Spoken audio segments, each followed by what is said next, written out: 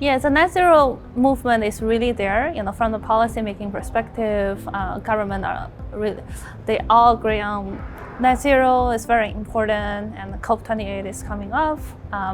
So we're glad to see so many movements from so many governments. And that's trickling down to the big corporations taking responsibilities, shareholder pressure to invest in technology solutions that allow themselves to get to net zero. And there are also companies, big companies, they realize it is a once in a lifetime opportunity to be in the business, to supply net zero technologies to their potential clients. So we definitely see a lot of movement. What does that mean for startup is that startups are really the driving force for many of the innovations, and they can become very good vendors for many corporations looking for solutions. And that also means that as an investor, we find all those wonderful startups as an investing target, and we help them to get to the market. Deep tech climate startups are traditionally a little bit tricky to invest. First, they're a lot more capital intensive compared to software kind of startups. And climate space, energy space have a lot of regulations, so they need to navigate through all the challenges to understand how to play in the market. Moving from lab scale to pilot scale to demo to eventually manufacturing scale up. Every stage has some challenges, value of death.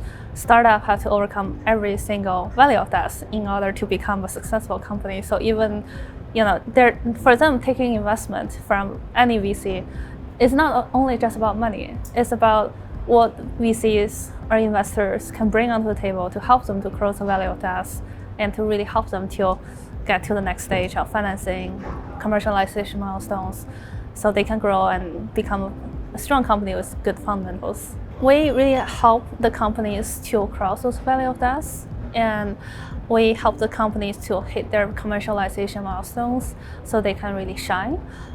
We're not doing a spray and pray approach most of the VCs are doing, because we understand majority of the exits in climate technology space are going through merger acquisitions. So once the companies reach a certain stage of commercialization, customers, they'll be starting to have acquisition offers.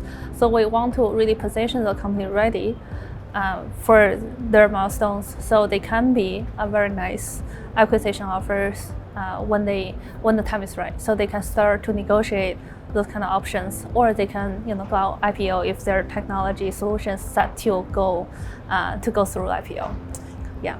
And for us, it's very important that our LPs not only taking the financial return from this, once in a lifetime net zero transition, but also the impact return that every single dollar they put in is really helping with decarbonization.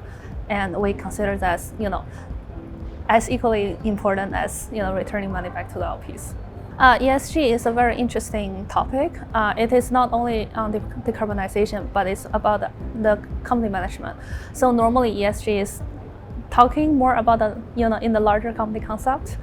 For the smaller company, when they have like 3 people, for them, it's good for them to start think early about ESG, but when actually incorporating serious ESG mandates, they normally grow a little bit bigger. So even if they are like an environmental company, so they satisfy the E part, but they can always improve the E part, say how to improve their own life cycle assessment, how to make their government stronger, and then the S part, right? So some of them do have like supply chain from different places. So it's good to consider from early stage, and then obviously the big companies, they are under ESG scrutiny by their investors. But I will say, the climate investment and ESG are going hand in hand.